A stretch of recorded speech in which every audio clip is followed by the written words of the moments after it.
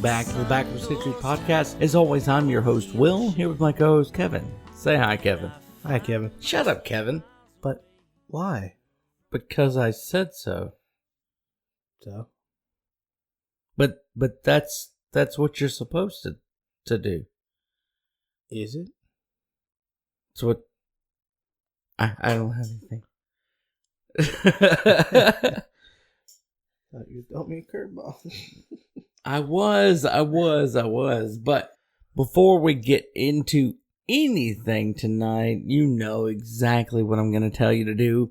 I'm going to tell you to go do those social media thingy things. Go like, share, subscribe. Go help you boys out on our Teespring at teespring.com/stores/backwards-history-store. Go pick you up a Backwards History hoodie. Go pick you up a Shut Up Kevin mask. Shut Up Kevin fanny pack if that's your thing. Go get a Backwards History onesie for your kid. You know, we got those kind of things on there. You know, go help us out. We can get Kevin a legitimate microphone for when he's recording remotely. Thankfully, he's in the studio tonight.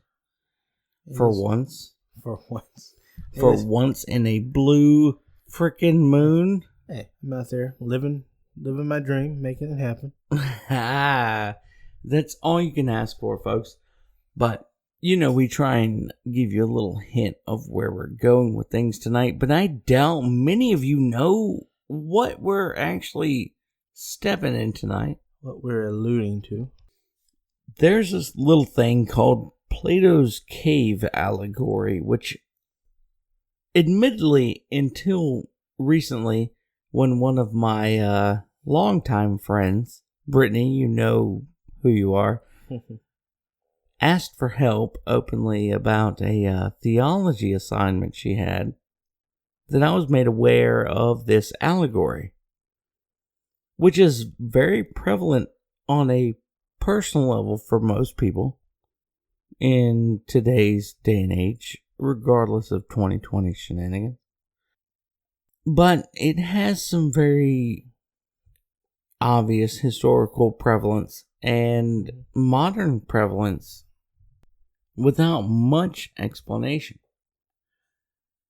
And, you know, we've got this thing here called a resident historian that's good at explaining those kind of things. So I'm going to hand this over to this guy named Kevin. He shows up to work at the studio every now and then. Once in a blue moon. Very rare.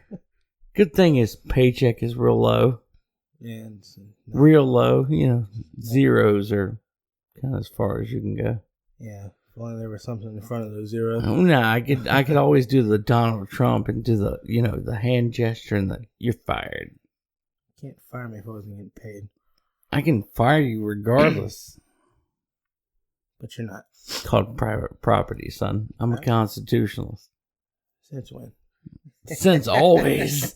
This is the first I've heard of it. But Kevin, if you would, explain Plato's cave allegory. And when I say Plato, I don't mean the thing I played with, you know, my 2-year-old earlier tonight. I mean Plato as in the person. Yeah, Plato the philosopher. Yeah. Yeah, that guy. That guy. That air quotes guy. No, he's actually a guy. It's not air quotes. No, he was quite real.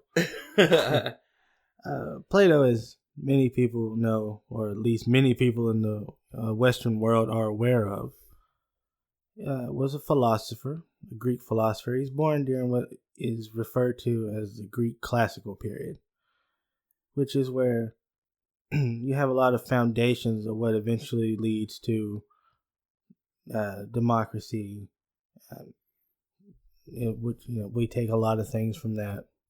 However, we are not a democracy. We're a constitutional representative republic. Sorry, had to put that in there. Continue. You know, low-hanging fruit there. You know, he's born during this period, which many historians put it between about 510 to 323 BC. Now, it's important to remember when you're talking BC, which is before Christ, or the more modern secular BCE, or before Common Era, the low you go backwards instead of forwards with the numbers. So I didn't make a mistake there. That's just how it goes, because you're essentially counting down to zero. That was an issue before. I just wanted to clear that up now. Now, Plato has many claims to fame, if you will. One thing he's probably best known for is he was Aristotle's teacher. And Aristotle went on to tutor a guy you might have heard of by the name of Alexander the Great. Although some people said he wasn't all that great. I mean, to be fair, you hear more about Socrates and Plato than you do of Alexander the Great. When it comes to philosophy, yeah. Typically, yeah. Oh, yeah. These guys, big names in the world of philosophy. Little side fact, philosophy means love of wisdom. Philosophia. You've heard the old saying, big name in philosophy, that means they've got a little... Know what? So as Will alluded to earlier, I am in studio tonight. Or this morning, depending on the time. They don't need to know that, Kevin. They don't need to know that. It's a mystery. I do spend, for those of you just joining, or joining the podcast, or why you start episode 65 is beyond me, but whatever. 66, brother. 66. Oh, my apologies. 66 pickup sticks. Anyway. Order 66. Oh, getting a little dark on me. We really should have gone there with this one. I didn't think about that till now. Just had that moment of, whoa. Yeah, because I'm in studio now, but I typically am not because of my job, which takes me away a lot. Have you ever heard of Stanley Yelnats? Oh, Lord. That's Kevin. Digging holes every day. I do more than dig holes. I do work in the archaeology field. Digging holes. And recording things. But archaeologists dig holes. And other things. Anyway.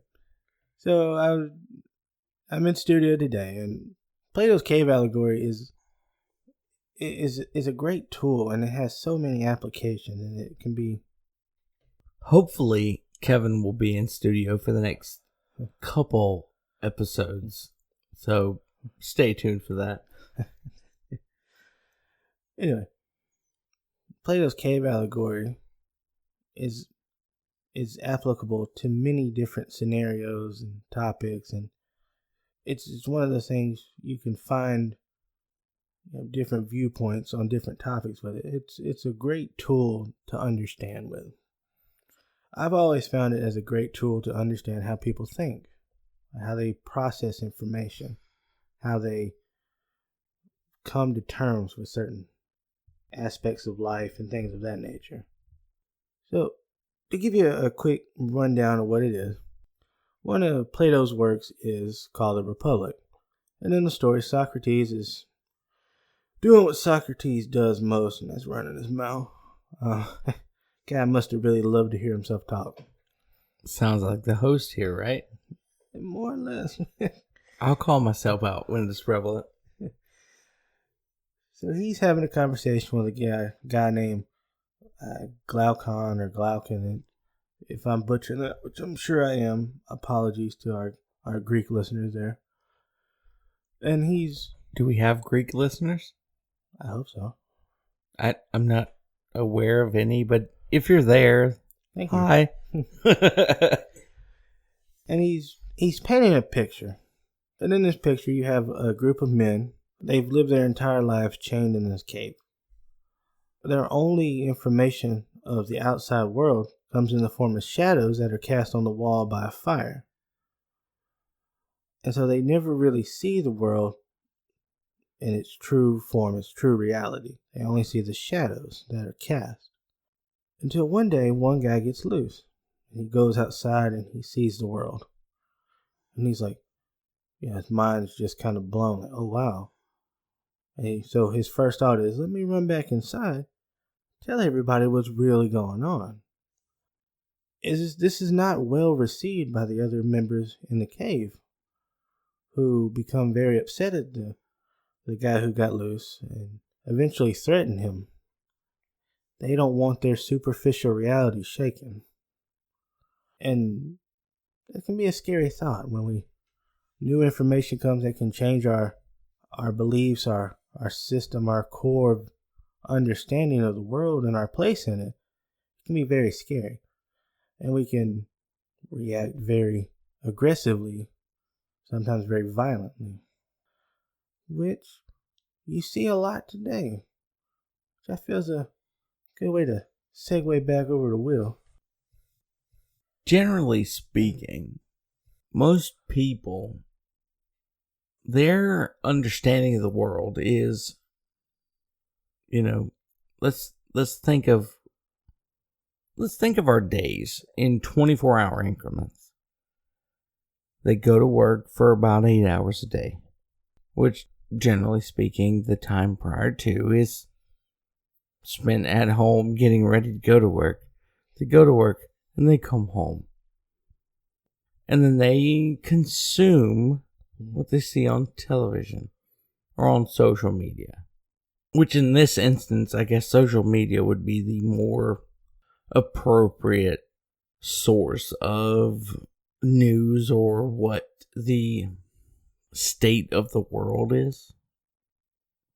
Those in the cave were getting information of what the world was from what they saw on the wall depicted in front of them and their peers, minus the individual that got loose and saw the world for what it was. So, I know we've done several episodes on media manipulation. If you haven't heard those, please go back and listen to them. There are several of them. But this time I'm going to kind of focus on information as it is relayed from one individual to another from their peers, i.e. social media in a 2020 factor. Think about the last time, if you've had one of these instances. Not everybody has, because not everybody's willing to rock the boat like I am on social media. Kevin has been drug into several online debates I've had as a source of historical expertise, if you will. And calls in the expert. I do generally call in the expert when it's necessary. I still get a little worried every time I see you tag me or something. But you get a little intrigued too, or else you wouldn't be here. The funny thing about social media is, if you've done any outside research, here we go, folks. Keyword of the day, like we always do, the air quotes fact checkers on Facebook, which I found out today, some of them are funded by communist China. Fun fact. I'm not going to go too far into that because I haven't read the details of that. The fact checkers don't really tell you anything new or anything that changes the effect of the information that has been shared. Mm-hmm.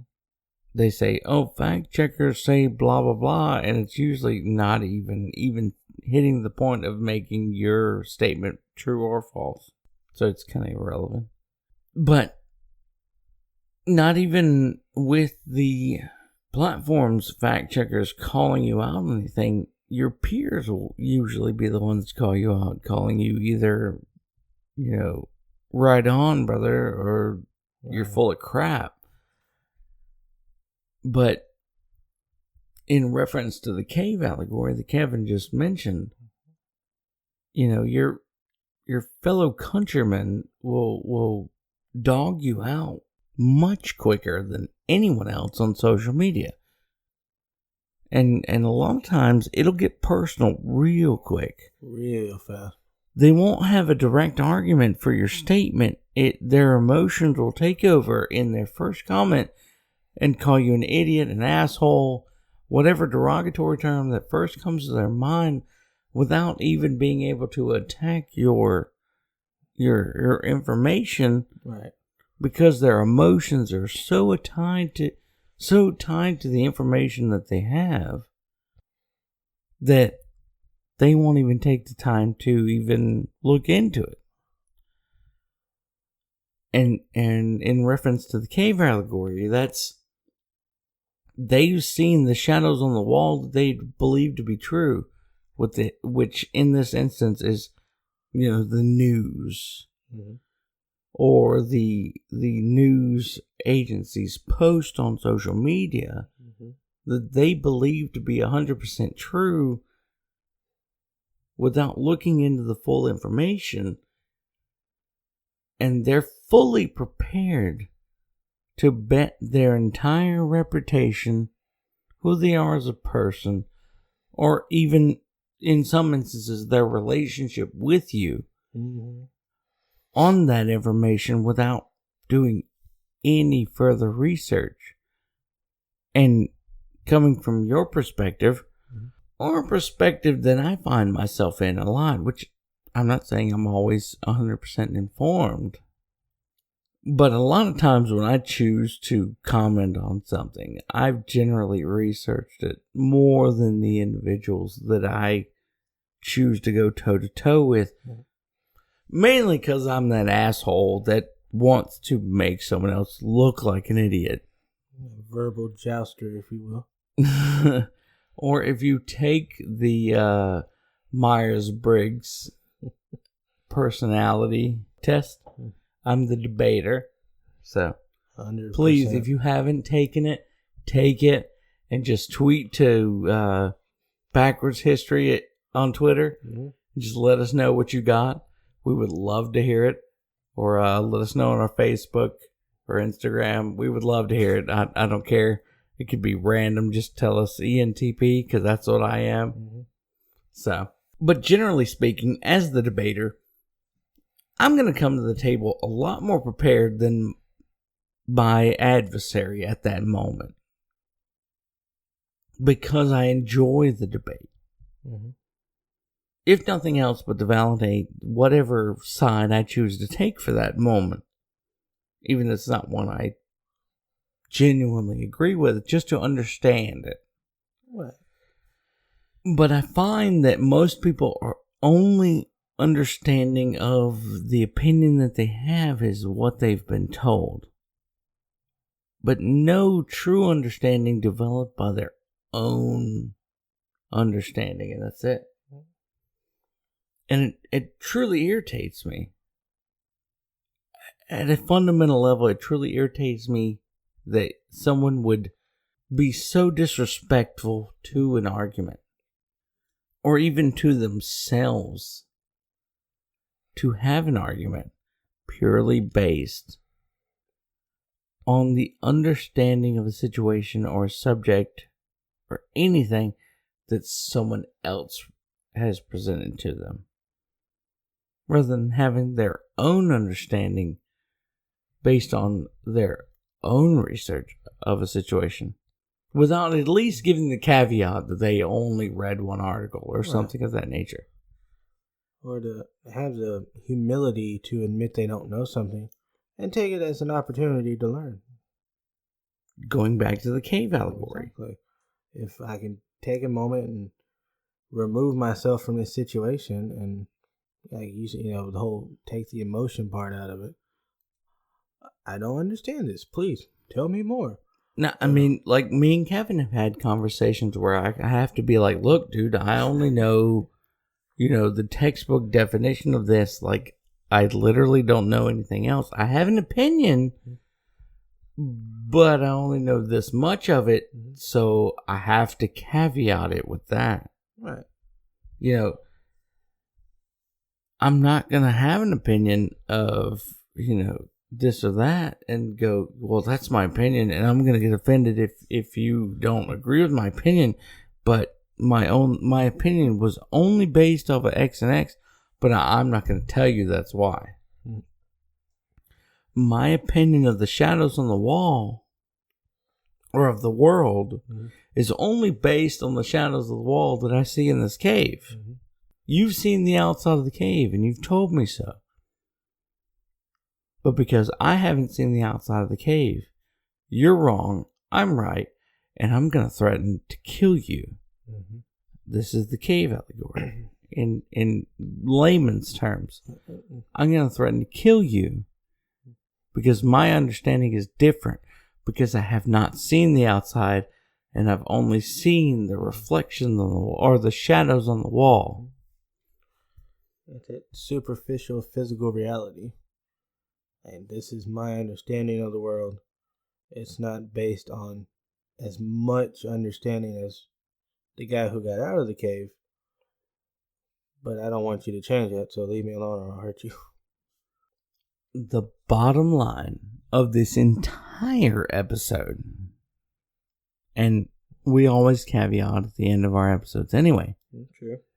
The entire basis of this episode is perspective.